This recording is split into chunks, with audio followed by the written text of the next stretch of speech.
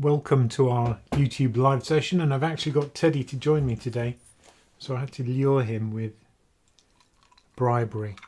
Basically it's bribery and it involves treats. So thank you, Teddy. Oh no, just the one. Okay, another one. Go on, Ted, you're live, mate. Come on.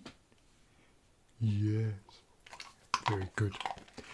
Anyway, so let me just recap what's going on, but also thank you for joining us initially, and we'll have an hour together. And I can just start off by mentioning a couple of things. Some exciting news, certainly from a personal point of view. I had my first article published in the FT, so let me just share that with you so you can see it. So this was about labelling of funds.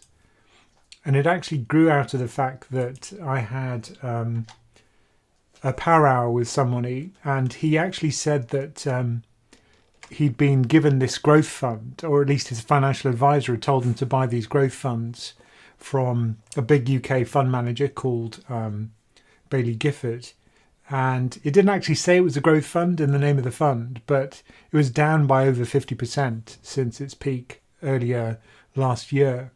And he was kind of devastated by this, and he didn't know why it had gone down, but of course it was because of the growth tilt, which is why it had done well as well over the previous decade. So my point in this article is about standardizing the way we describe funds. So firstly, the index should be sensible. If it's a global index fund, fine, but the tracker should represent the tilt of the fund in terms of factors. So if it's a global growth fund, it should use a global growth index as its benchmark. That just makes sense, whereas a lot of them don't. So if the outperformance is due to the fact it's got a growth tilt, you'll see that. The second point is that you should be able to see whether the fund itself, where did the returns come from? So often you see things like, you know, the return was, I don't know, 5% over the last 5 years, but you don't know why. So my point was that you should also see a return attribution. So this much comes from the currency exchange, you know, the movement in currencies. This much comes from the factor tilt. This much comes from the stock selection, because usually that's what you're paying for. You're paying for the stock selection. You're assuming that the fund manager is generating alpha because they have that, you know, stock selecting ability. So anyway, that was my suggestion. And anyway, yeah. That was the article. Now, of course, the other big news, I guess, is that we've had the Bank of England raising interest rates today. And not only that, but there's just so little about the report that was positive. So, for example, they're saying inflation's going to go over 13% by the end of this year. 13.3 is their peak, which they're now forecasting. That's worse than almost any other developed country, partly because of the way we do our gas caps and our energy caps. They go up in chunks, and the gas price is going to go up hugely towards the end of this year. And, you know, that's going to have a big negative impact on activity. And real wages are going to be weak for some period of time now. And we're also going to see growth suffering as a result of this energy problem. So not a lot that looks good. And unfortunately, we've also got a tight labour market, lots of job openings, not many people unemployed. So, you know, that means that the Bank of England is probably going to be very aggressive with its interest rate increases going forward. So this probably isn't the last 0.5% increase that we'll see. It really depends on what happens to activity and inflation, but really it's not looking very good for the UK. Anyway, the bank rate is now 1.75%, and that's the 0.5% increase is the biggest in 27 years. So yeah, it was all pretty depressing viewing. And I've got to say, watching Andrew Bailey as the bank governor didn't fill me with confidence, but of course it never does. Anyway, so that was a bit depressing, and let me switch back to me. It is a bit more, let's get a bit more jolly. Let's hope it gets a bit more jolly anyway. The other point I was going to make is our podcast. So if you go to our website, pensioncraft.com, the podcast this week was Baby Buffett. So this is how to invest for your children. So if you go to pensioncraft.com, you'll see our podcast there. And yeah, so I thought it was kind of interesting because when you're investing for your kids, obviously the investment horizon is huge. So you can really do some fun stuff. But again, it's probably best to keep it simple, but you can certainly dial up the risk for the kids. Not by not diversifying, but, you can put more into equity. So anyway, check that out. That'll be entertaining because Michael and I think it's a lot more informal than my usual videos where I don't usually laugh. With Michael, we just laugh all the time. So it's just more fun, I think, and a better way to learn about investing because it isn't as, how shall I describe it, serious as the videos. Okay, and then now let me get to your questions. So I'll just pop over to my question list from Laura. So we don't have any questions yet. So I'll answer your questions. Okay. So the first one is from Bill Thompson, who says, if you had £1,000 to invest and had a choice of VWRL, VAGS or cash, what percentage allocation would you go with today? So if you're not familiar with those funds, VWRL is a global equity fund, the FTSE All World tracker. VAGS is the Vanguard Global Aggregate Bond Index, that's a global bond tracker. And the third option, I think, was cash. So if this is my kind of core portfolio, Bill, I'd go for VWRL. And if I could, I'd go for VWRP. But because I'm with Vanguard, I can't buy that, the accumulation version of VWRL. If I was on Hargreaves or any other platform, I could buy VWRP. But hey, who am I to say what Vanguard should and shouldn't do? So I'd go for the equity one, simply because, if it's money I'm going to be leaving there for a long period of time, then, I think equity is going to give you the best long-term returns. It's very well documented. I've got to say my fund portfolio, what I did recently was to buy long duration US treasuries, because I think what's likely to happen in the near future is growth will disappoint. And it's not just growth in the US that's going to disappoint. It's in Europe, like the UK, but also in Germany, for example, which is the industrial powerhouse of Europe, but also in China. We've seen growth disappointing in all three regions at the same time. And that's not going to be good for demand. So, that's the kind of backdrop, growth disappointment. When growth disappoints, usually it's the bond market that rallies. So I think that the long end of the curve will probably fall further. So that's why I bought. If the yields go down at the long end of the curve, the prices go up of the bonds. So that's why I bought long duration gilts in my fund portfolio. But of course, that's my fund portfolio because I'll usually get it wrong. So my core, I just put equity in and leave it most of the time, or forever. So that's probably what I'd do. So I hope that answers your question, Bill. So it really depends on whether it's core or satellite. If it's satellite, the fund portfolio, then I'd put money probably into VAGS, I'd say. Next question is from Sarath. One sec, let me just check. No. Okay, next question is from Sarath, who says, it's been ages, and I'm back to listen to your voice. Oh, that's very kind. Would you advise investing in an inflation-linked gilt Vanguard ETF, given the current situation? Okay. So, inflation-linked at the moment, well, the first thing I'd do is I'd check the break-even yield for the bonds. So if it's UK inflation-linked bonds, it's going to give you a huge amount of duration risk, first of all. So if real yields increase, you're going to lose a lot on that fund.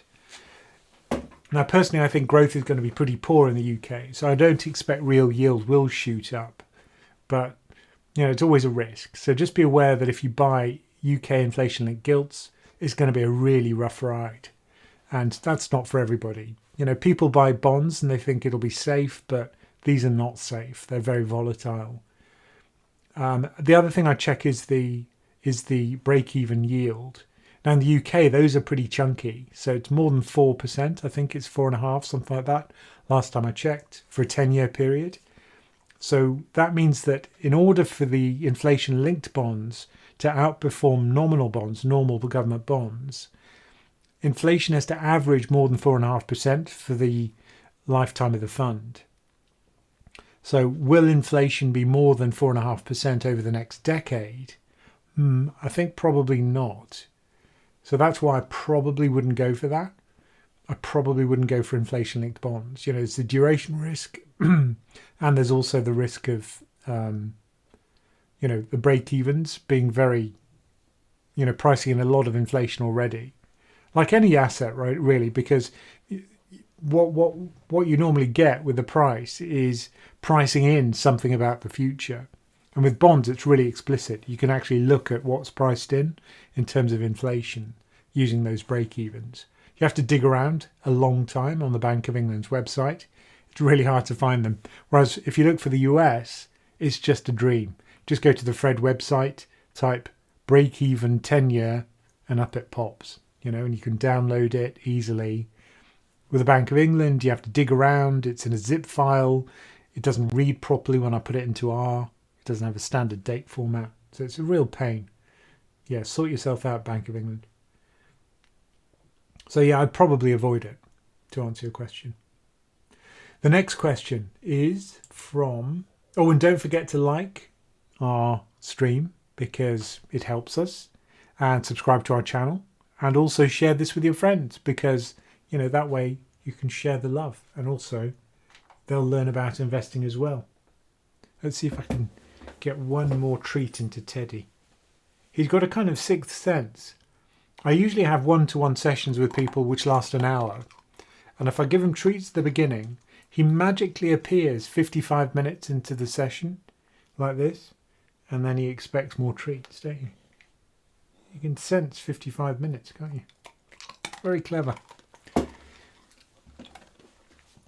Okay, clear off. Thank you.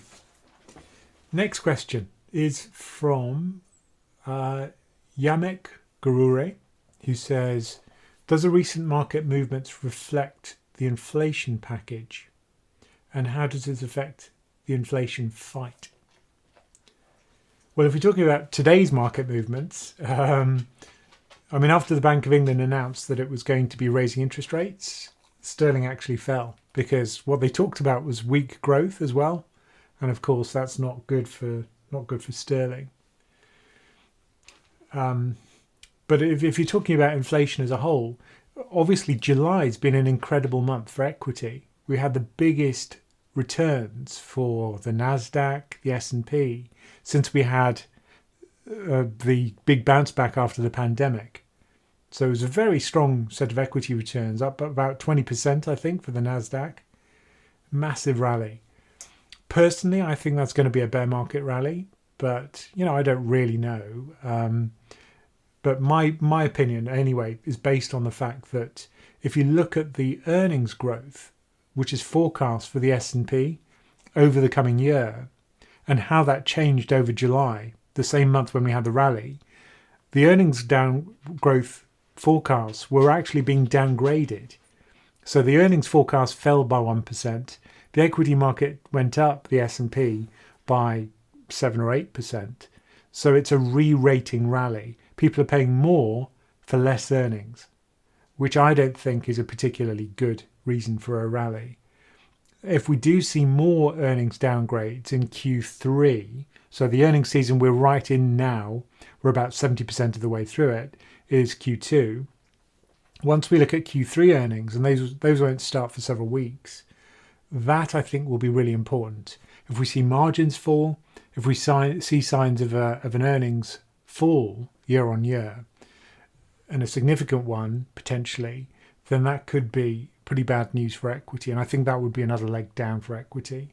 Plus, I think, we've got another credit cycle potentially kicking off as companies can't service their debt, given the new higher all-in costs for servicing their debt. When they roll it over, it's just more expensive, and that's a big business risk. And then, we could see default rates pick up significantly. So credit cycle is another reason why I'm a little bit cautious, I think, now about equity markets in the US and elsewhere. Brilliant. Okay, so I hope that answers your question. Well, it's nothing to do with inflation is the answer. If it was, then we wouldn't have had a rally, because there's nothing good actually about inflation that came out over the last month. The Fed's doing its best to fight it. It's being very aggressive. Maybe it'll pause in September. A lot of people read that into the FOMC meeting, but I don't think that's what I heard. I mean, I heard a Fed that's very determined to aggressively raise interest rates, and which currently sees no signs of inflation abating. So, that's not bullish for equity markets, in my opinion. So inflation package, no, I don't think that's what triggered it. I think it's more likely just be people kind of are bored of markets going down and just thinking, I remember recently markets kept going up, so I think I'm going to take a punt at this point now that valuations are lower.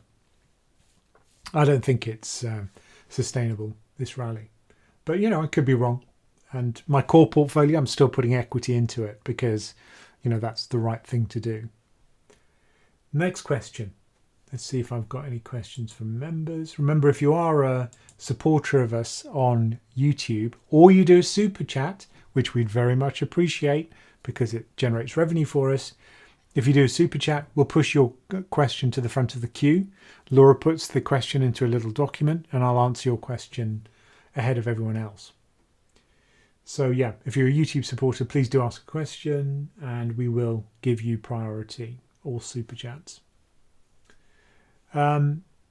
Right, next question. Just wondering why the FTSE 100 didn't drop today after the recession warning.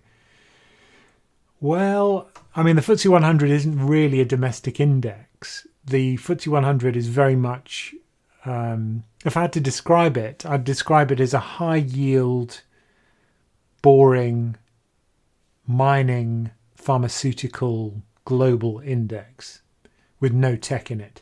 I mean, that's the way I'd describe the FTSE 100. If you want to see something that's more domestic, go for the FTSE 250. And I haven't actually checked whether the FTSE 250 fell today. But when I write my weekly market roundup, which I do every Friday, I always talk about the FTSE 250 representing the UK because it is domestic. It's much more domestically driven in terms of earnings. Yeah, so the FTSE 250 I think as well rallied. Not a lot, a bit. So up 0.7%, but not a big fall, clearly. But that may simply be due to risk appetite elsewhere. There's been very strong rallies recently in equity markets. So I don't think that's necessarily UK specific. But yeah, I think markets were expecting bad news. We know inflation's high in the UK, and the UK doesn't really get reflected in the FTSE 100 anyway. Right, so back to your questions. And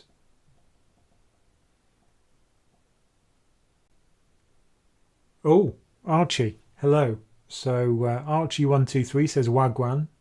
Teddy do be a cute dog. He certainly do be. Your grammar's not getting any better, Archie, I've got to say.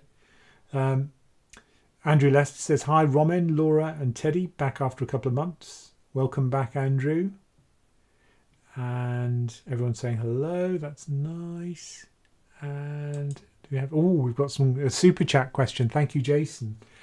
Jason says, why not hike SOFR and IOR instead of the Fed funds rate? Interesting. I mean, I guess, those are going to go up in line with Fed funds. So the reason why there are these other rates is so that the Fed can actually control a kind of range of rates. And the actual rate that you see, the effective rate, will be sandwiched between other rates, which the Fed effectively sets through its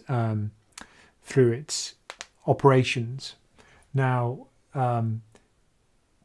so I think the Fed obviously does affect those other rates, and interest on reserves, for example, it kind of affects directly. SOFR rates, I don't think it affects directly, but the IOR certainly is something that it can, which it does set as a kind of policy rate. And certainly for the ECB, you see 3 different rates which are actually listed in its monetary policy. But I mean, what usually gets quoted in the press is just the federal funds rate. But remember that it is a range. And the Fed, when you look at the actual monetary policy statement, you'll see that it's talking about a range. So Fed funds rate will be sandwiched. So they do have a range, you know. I mean, what other people say is that instead of having a Fed funds rate, why not target something else instead of an interest rate? Why not target GDP, nominal GDP? Or why not change it to be more automated? You know, so you don't need an FOMC in terms of monetary policy. Certainly, if we had something like a Taylor rule for policy rates, it would be way above where we are today. You know, above 5%, above even higher, I think, from memory. So, yeah, you could do that, but yeah, monetary policy isn't a single rate. It is a kind of sandwich of rates, which keeps the Fed funds rate the effective rate in a range. Interesting question, though. Thank you for that, Jason. And Patrick Bateman, who also did a super chat, thank you, Patrick, said, oh, yeah, BlackRock partnered with Coinbase. So I don't know if you're aware of that, but let me just pull up the news story, because that is kind of interesting. Coinbase. Yeah, here we go. So this is the news story. So Coinbase has announced a deal with BlackRock to give the asset managers' clients more seamless access to digital asset markets.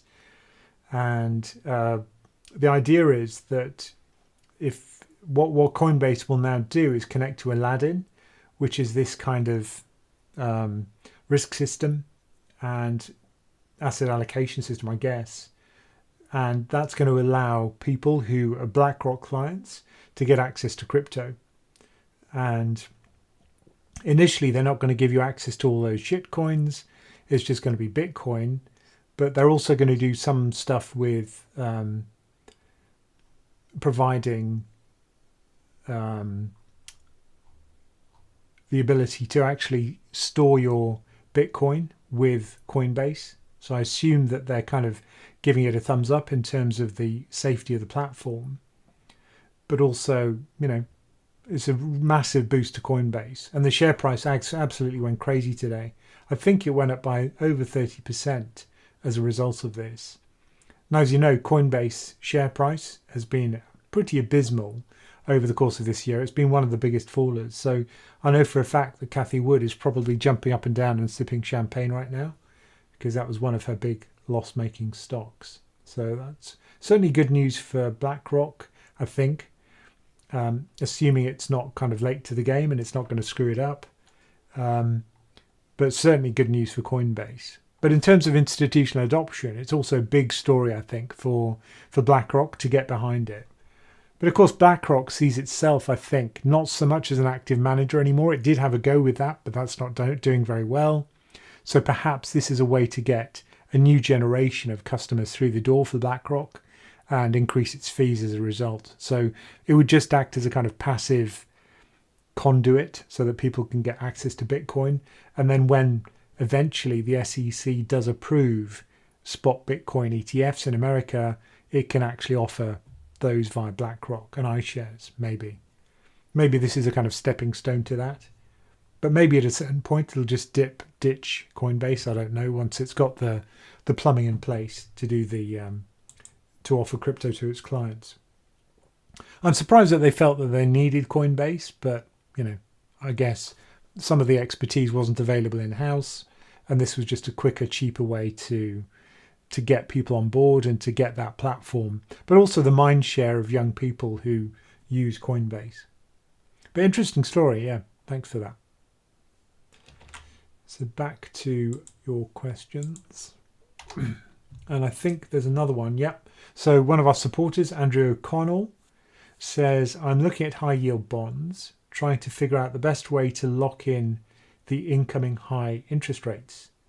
Best I've seen for this is BIPS and SMIF as opposed to WIGG, WIGG. So let's have a look at BIPS and just to see what you mean. So high yield bonds. Let's have a quick look actually at the price of high yield recently. And for that, I'm going to use COIFIN because that's good for US markets. And it's got a yield function, which is pretty good. Here we go. So let's get HYG, which is the biggest junk bond fund in the US. And we'll just look at the yield for that. First of all, let's look at the price. So you can see since the beginning of this year, it's down considerably, but then in the big risk rally that we've had in July, the price has gone up quite a lot over the course of 1 month. And if we look at the yield now, HYG, and let's look at the yield based on the 12-month trailing yield.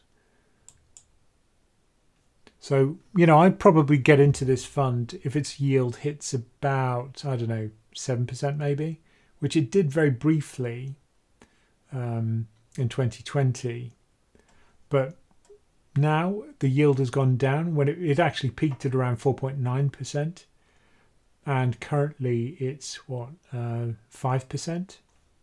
Now, if we look at the historic yield of the fund, so that's the dividend it generates in terms of coupon, which is why you're buying it, the juicy income, divided by the price today. And if we go back to 2008, you'd see that this thing reached something like 12% in terms of yield. I think it might go back that far. But yeah, the yield reached about, in 2009, it peaked at about 13%. So the yield we're seeing today by historic standards is still pretty low. And that's the indicator which I'd use to get into the fund. So 5.4, yeah, well, I think at this point I probably wouldn't buy it. But let's have a look at your fund. So BIPS is an Invesco fund. Bond Income Plus Fund. That looks like an active one, actually. What's the fee on that one? So the fee.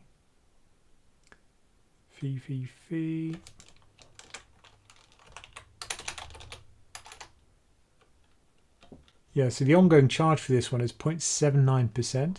Certainly not cheap. So I assume it's actively managed.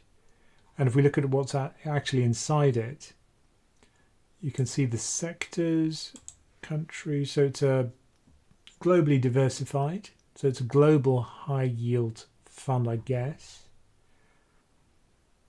You see, I'd be put off by the fact that the fee is so high, and I'd probably avoid it as a result. I'd rather wait for yields to go higher and then buy into it at that point. But to go back to your question, SMIF is the other one you were looking at.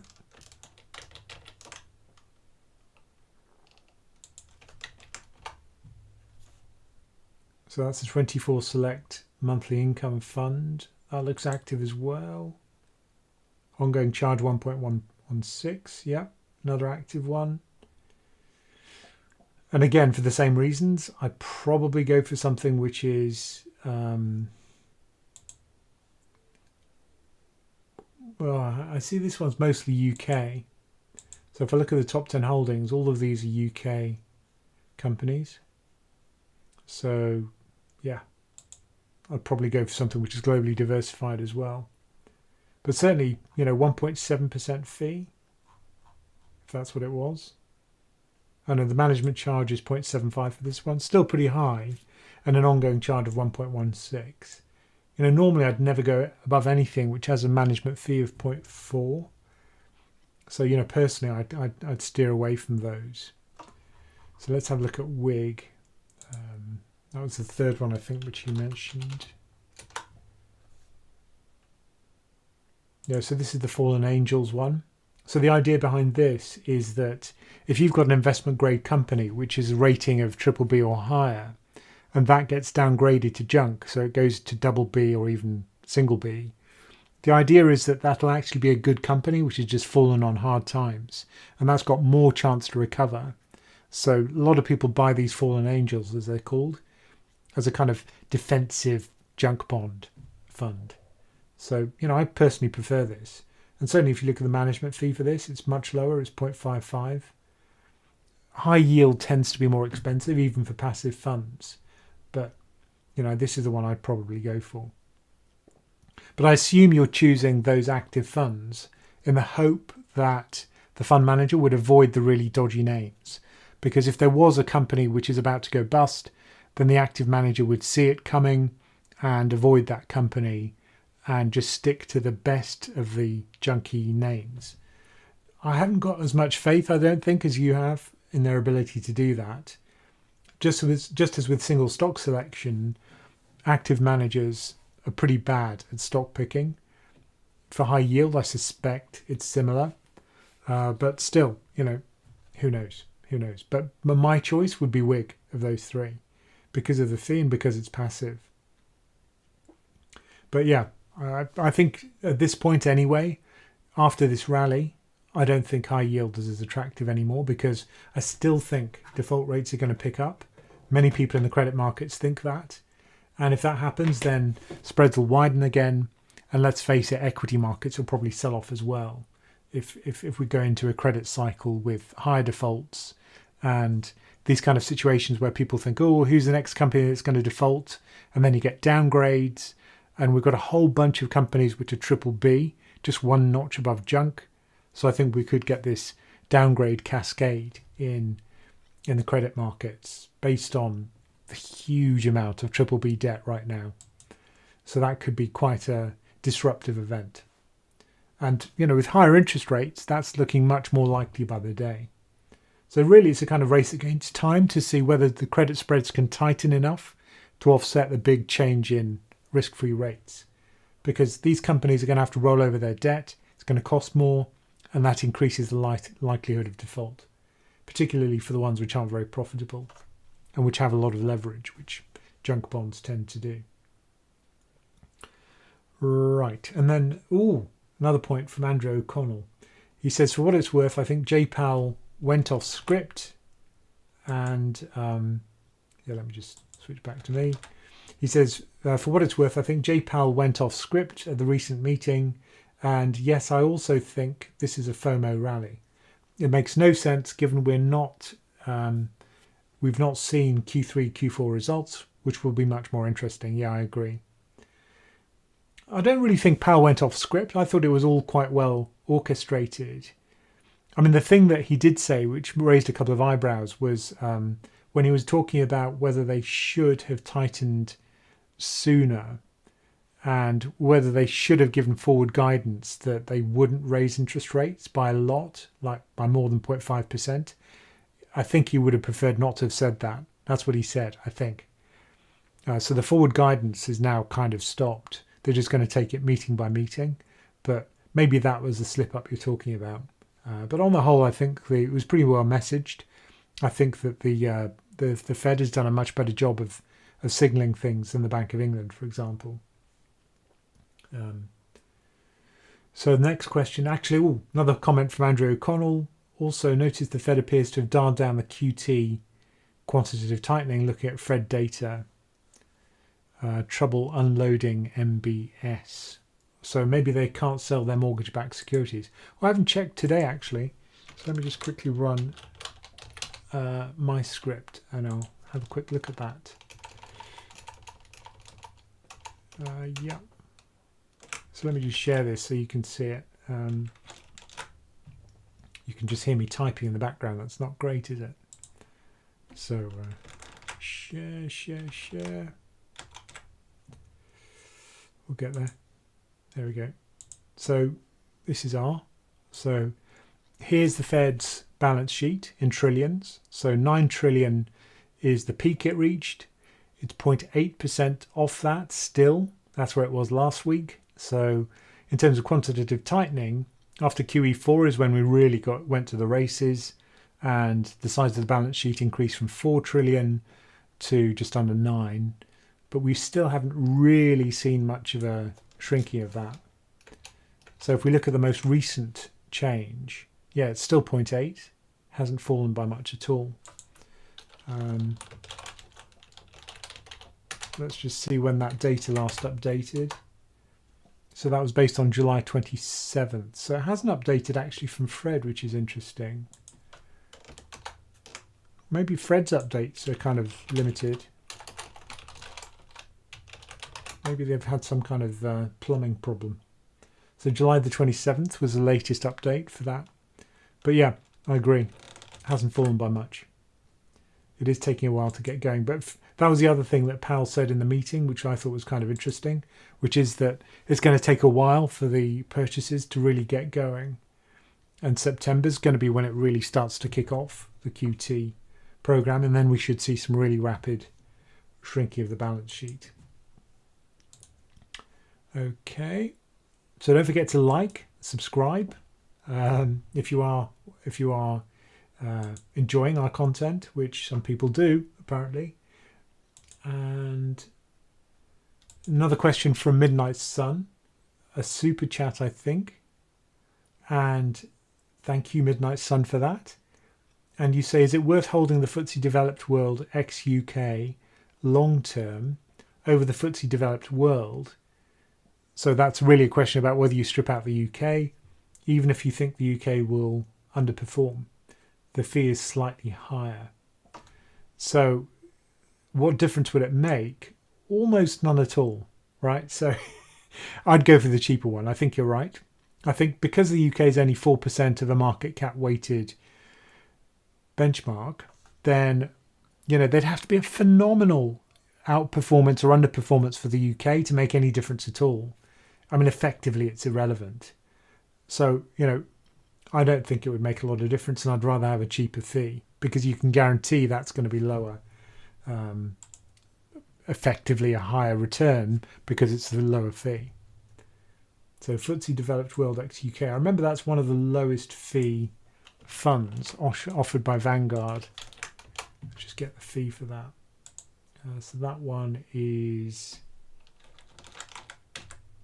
0.14, and if we compare that with the Vanguard FTSE Developed World, I think that's 0.22 from memory.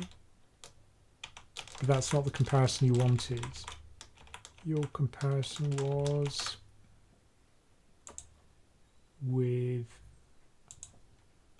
FTSE Developed World. Let me share. So you're just hearing me typing again. Sorry about that. FTSE Developed World. So that's VIV. So that one. So this one was 0.14 ex-UK. And this is 0.12. So 0.02% difference. Yeah, you know, I'd go for the cheaper one, even though it's 0.02%, because I really don't think including or excluding the UK is going to make a lot of difference. Let's look at the country weightings and you'll see what I mean. So UK 4.6%, absolutely tiny. So, you know, it's not going to make a lot of difference. To first order, it's US, right? US and Japan and some other stuff. So yeah, I kind of agree with you there. Right. So how long have we got? We've got another 19 minutes. So please do share with other people, even if you're watching in replay, like, subscribe, And I've been told recently by one of our commenters on YouTube, which I really like reading through the comments on YouTube. He said, or she said, why don't you ever say, please subscribe? And I realised I don't. So at the beginning of my latest video, you'll notice I said, please subscribe. So Laura's standing over me with a stick now for every video, making sure I say that. Okay. So back to your questions. And yeah, so here's an interesting one. Apothis 6, I recognise your handle. Thank you for joining us again. Oh, actually, Matt Freeman, first of all. Are you buying any bonds yet? What's in the buy zone? Well, for my fund portfolio, yes, I sold my commodity fund, which had done so well. The only thing in my fund portfolio which had done well, and I bought long duration US Treasuries, which is actually reasonably well timed because yields have since then fallen, so it has rallied a bit. So that's what I've bought recently. But for my core, I just carried on buying equity. So that's what I've been doing in the core. Apothis 6 says, I saw a chart from Goldman that shows equities bottom 3 to 5 months before the bottom in the GDP. If we're already in a recession, was June the bottom? I mean, that's a great point, which is equity markets are forward looking. Usually the point at which you're at maximum despair for the economy, you don't know you're in a recession, usually without a delay. And usually there will be a turnaround in the equity market when you're at the darkest point for GDP. Now, unfortunately, you don't know any of this. You don't know you're at the bottom point for GDP. You don't know you're at the bottom point for the equity market. So really, it's not very helpful as a signal. Firstly, GDP is delayed, so you don't know if it's a problem. But all I'd say is, yes, we've had 2 quarters of negative real growth for the US, small negative real growth. What we don't know is whether we're going to get an even deeper negative growth quarter next quarter, or what will happen to the revisions, because usually GDP gets revised several times. So that's a problem with using GDP as a signal at all. But your point is a good one, which is that this could be the bottom. We don't know that this isn't the bottom. But what I would say is, valuations have now gone back up to the kind of 10-year average for the S&P, which is good, a lot better than it was.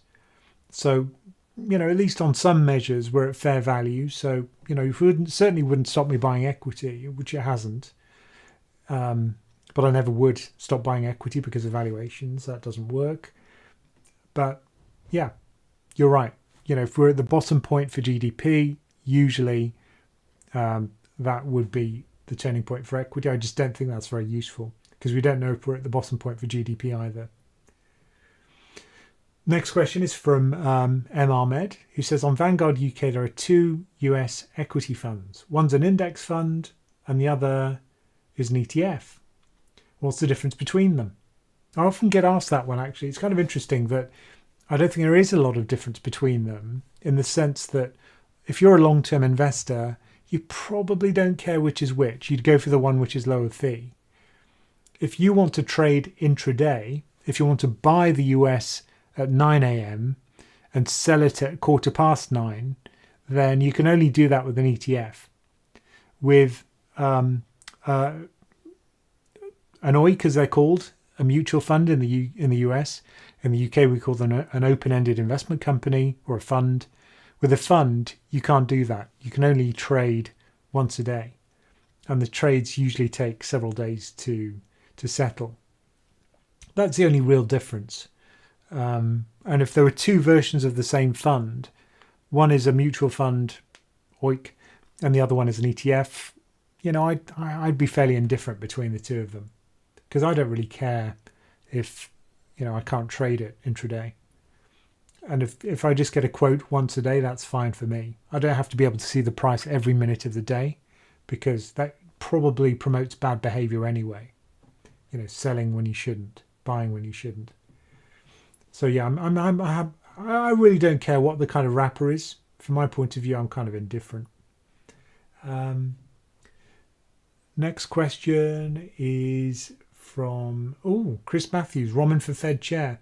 You know, it's funny today. I was looking at Mohammed El-Arian, and if you haven't read The Bond King by Mary Childs, read it. Very good book. It's all about Bill Gross, who was the guy who founded, one of the co-founders of PIMCO, the massive bond fund manager in America, and Mohammed El-Arian, who was his co-CIO or co-CEO or something like that, and the massive arguments between the two. It's a fascinating story, and you'll learn a lot about fund management. And hopefully we're going to have an interview with Mary Childs in future, which would be great.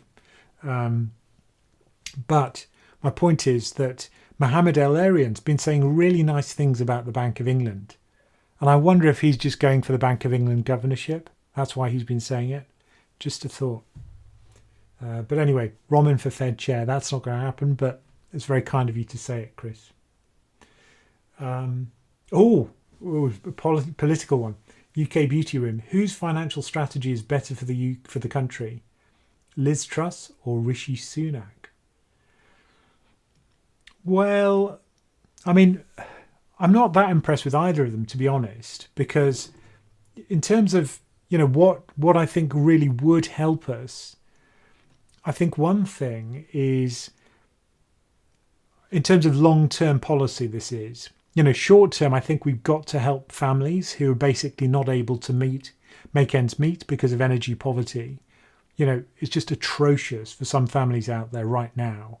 And I can only imagine the hardship that, you know, having to decide whether you eat or heat the house in winter. I mean, that's almost unthinkable in modern Britain. But that's what we're going to see in December, probably. So helping those people, it's a no-brainer. And whoever's Prime Minister must do that. And I'm sure either of them would, if they've got any sense. But the kind of longer-term structural stuff, which is to spend on things which would help us in future from crises like this, is energy security. Now, what can we generate in terms of energy? Well, we can generate domestic nuclear energy, but that requires uranium, and uranium is not renewable, and you have to ship it in from other countries. The uranium mines are not in the UK, so that's not ideal. But if it was renewables, then, you know, that's something which would mean that our energy generation was domestic, and it would also be less of a risk if there is some kind of problem, as we're seeing now, which happens again and again, of course, where the countries that supply fossil fuels, which are mostly fairly unpleasant from a political point of view, the vast majority of them, are not usually our natural allies. You know, they're the people who we're giving huge sums of money to. So I just think that, you know, in terms of long-term policy, what I'd like to see is spending on renewables and, more to the point, domestic energy generation in the UK, because that'll mean that these kind of crises won't happen in the future. And neither of the two are talking about that. So, you know, not impressed with either, I'm afraid. But austerity, I don't really like. Corporate tax cuts, again, you know, not a big fan in terms of solving the problems we've got now. So those are the two big policies which they've got. Yeah, not impressed with either, I'm afraid.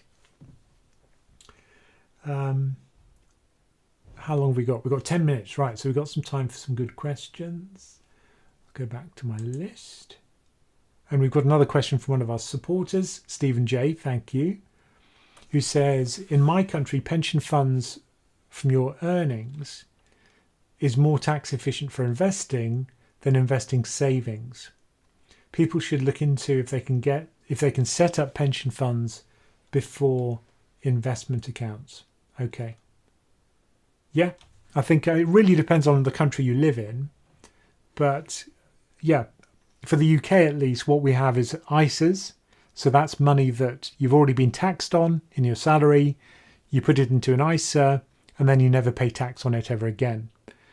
If it's money that you get from your employer, then effectively a SIP is before you pay tax. So you don't pay tax on the way in, but then when you retire, you pay tax on the way out.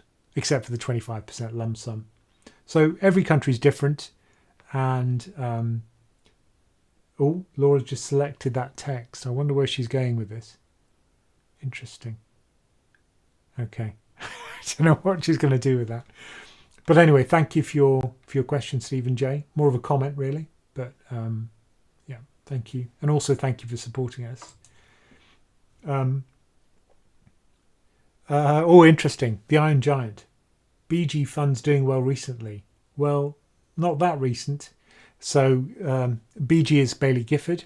So during this risk rally, yeah, they've done well because they have a growth tilt, which is the purpose of one of the points I made in that article for the FT this week. But, have they been doing well this year? No, they've had atrocious returns, really dismal. And, I think a lot of them are mislabeled. And I think a lot of people were sucked into those Bailey Gifford funds, not knowing that it's a growth fund. Like Bailey Gifford managed says nothing about growth. You have to look at the fund fact sheet to see that it's a growth fund. Maybe even look at the allocation to figure it out. So a lot of people aren't able to do that. So I think this whole kind of way funds are described in the UK is misleading. And I think a return attribution to see where the return comes from would help people to make better judgments about whether to buy a fund which has been successful, because they can see why it's been successful. Right. Actually, the dog. Oh, right. JJ says, it's hot when Ramin's dug out the T-shirts. Yeah, you're not wrong. Actually, the dog. I like your handle. Says, what do you think about things like QYLD and other high yield covered call equivalents? If solely interested in income, not growth. Yields are so high in the US, but can't buy many in the UK. Yeah, I love QYLD. We used to have some UK enhanced income funds. If you're not aware how these things work, the idea is that you sell call options. The fund manager sells call options on the NASDAQ, say, and the premium from selling the upside of the index goes into your pocket in the form of dividend. So you can have the NASDAQ, you lose out on some of the upside, a lot of the upside above a certain point, but in return, you get a 12% dividend yield. So a huge dividend yield on NASDAQ. And the more volatile the index, like the NASDAQ's quite volatile, the higher the income you receive. Now, I wish we had those in the UK. We don't. But if you don't believe in upside, so let's say you think we're going to be kind of range bound for the next 12 months, it would be really nice to have that in your kind of portfolio armory, to be able to buy one of those yield enhanced versions of an index, but you can't buy them anymore, not with a reasonable fee in the UK. So I do like QYLD, and I just hope some fund manager out there is going to release one in the UK which has a reasonable fee, because the fees that do exist for them, ridiculously high, over 1% in many cases. But certainly in this kind of environment, I think those funds could be interesting. What else have we got? Kathy Wood sold Coinbase. Oh dear. Poor Kathy. Just before it rallied 30%. Oh, bless her. Someone suggesting we have the equivalent of, short Kathy Wood funds. But of course, we do have that in the UK. We do have a 3 times short Kathy Wood fund, but it's very high fee, unfortunately. Okay, so somebody is asking about what's your...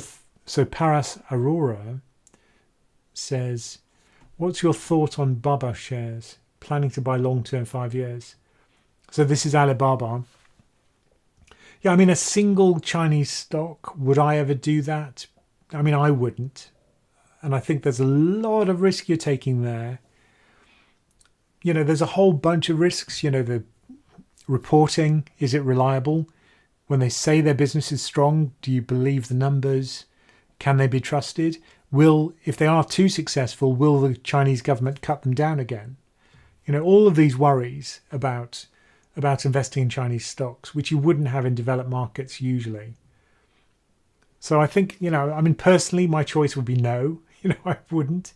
I can see the bull case. The valuations currently are very low.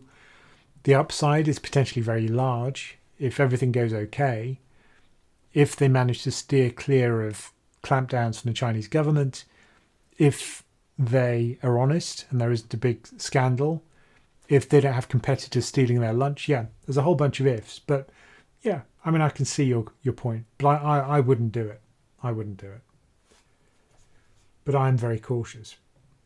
How are we doing? 3 minutes, right? So a couple of questions. Let me just check. Members. No. Okay. So I'll be very selective here.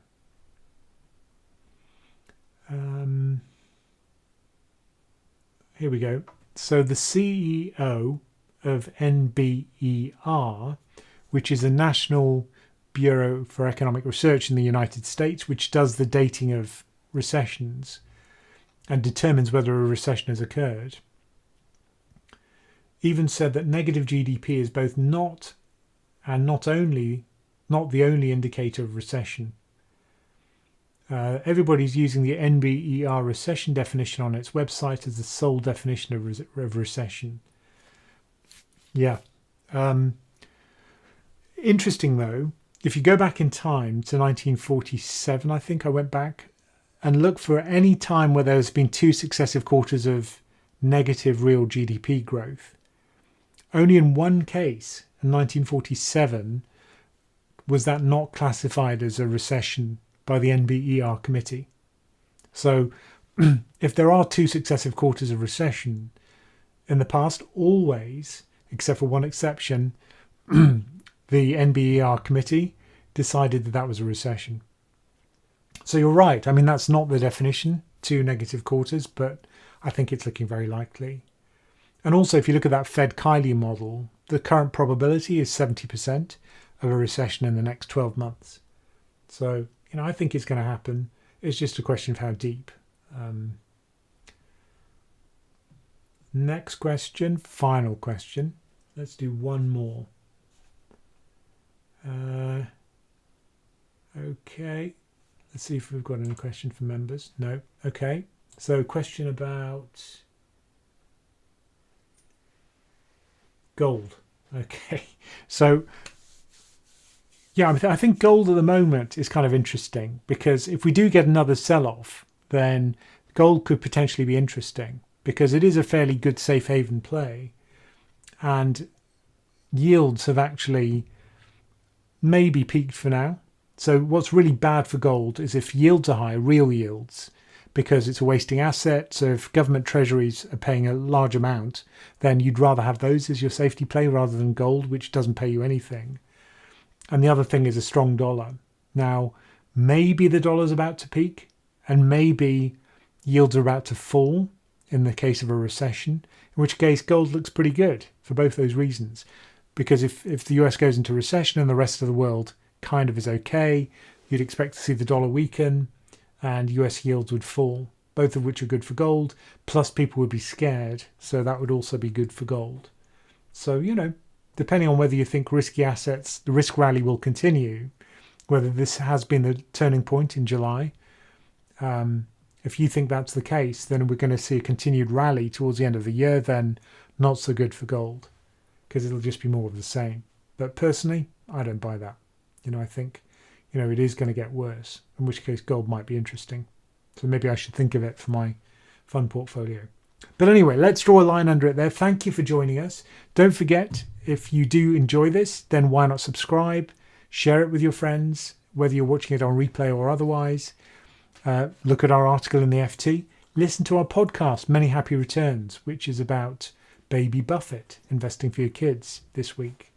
And thank you for joining us and have a great month. And we look forward to speaking to you again soon, or even sooner if you join our membership. So take care, everyone, and have a great evening.